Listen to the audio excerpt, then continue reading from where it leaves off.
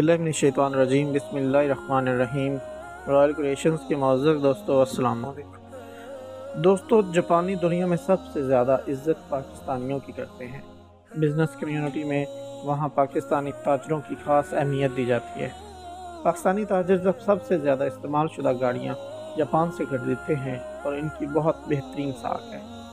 इस कारोबार में हर नीलामी में पाकिस्तानी शामिल होते हैं और हैरत की बात यह है कि पाकिस्तानियों को बग़ैर ज़र ज़मानत बोली में हिस्सा लेने की इजाज़त है, क्योंकि पाकिस्तानी ज़ुबान के पक्के माने जाते हैं। जब जापान में सुनामी आया था तो दुनिया के हर तरक्की याफ्ता और गैर तरक्की याफ्ता ममालिक ने अपने शहरियों को वापस बुलवा लिया था। हालांकि यहाँ तक कि बांग्लादेश ने भी 2 जहाज़ भेजे और अपने शहरियों को वापस बांग्लादेश में बुला लिया।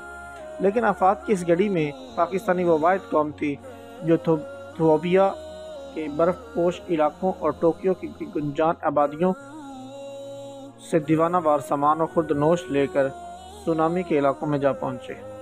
जापानी गरम गरम खाना पसंद करते हैं। वो हैरान रह गए थे कि ये कैसी कौम है जो अपने साथ खाना पकाने का सामान लेकर आई है और हमें गरम गरम खाना पकाकर खिला रही है।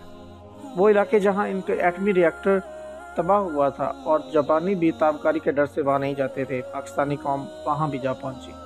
हैरत की बात यह है कि ये लोग जब वहाँ गए तो इनमें कोई किसी जमात या मजहबी ग्रोह का अलमबरदार बनकर नहीं गए, बल्कि पाकिस्तानी कौम बनकर गए। जापान के वजारत उज़्मा के उम्मीदवार पाकिस्तानियों के कैंपों में जाकर तस्वीरें बनाते, क्योंकि NHK ने पाकिस्तानियों पर सुनामी के सिलसिले में इमदादी कार्रवाइयों पर डॉक्यूमेंट्री बनाई थी। जिस रात ये डॉक्यूमेंट्री चली, पाकिस्तानी बताते हैं कि अगले रोज़ इनके जापानी दोस्त और साथ काम करने वाले इन्हें देखते ही झुक जाते और आंखों में आंसू भर आते और सिर्फ इतना ही कहते कि ये कौम आपका शुक्र कैसे अदा करे। मलऊन सलमान रश्दी की गुस्ताखाना किताब का तर्जुमा जापान के एक प्रोफेसर ने किया तो उसकी तकरीब रोनुमाई में चंद पाकिस्तानी गए और कहा कि इस किताब से हमारे और पूरी उम्मत मुसलमान के दिल दुखे हैं। तो पुलिस ने न सिर्फ तकरीब को रोका, बल्कि जापान के तमाम बुक स्टॉलों से वो किताब उठाई गई। आज भी वो पाकिस्तानियों से सवाल ज़रूर पूछते हैं कि आप लोगों को वो किताब कहीं नज़र तो नहीं आई। शुक्रिया दोस्तों, ये थी हमारी आज की इन्फॉर्मेटिव वीडियो। उम्मीद करते हैं आपको पसंद आई होगी। वीडियो पसंद आने की सूरत में हमारे चैनल को लाइक करें, सब्सक्राइब करें और अपने दोस्तों के साथ शेयर करें। अल्लाह हाफ़िज़।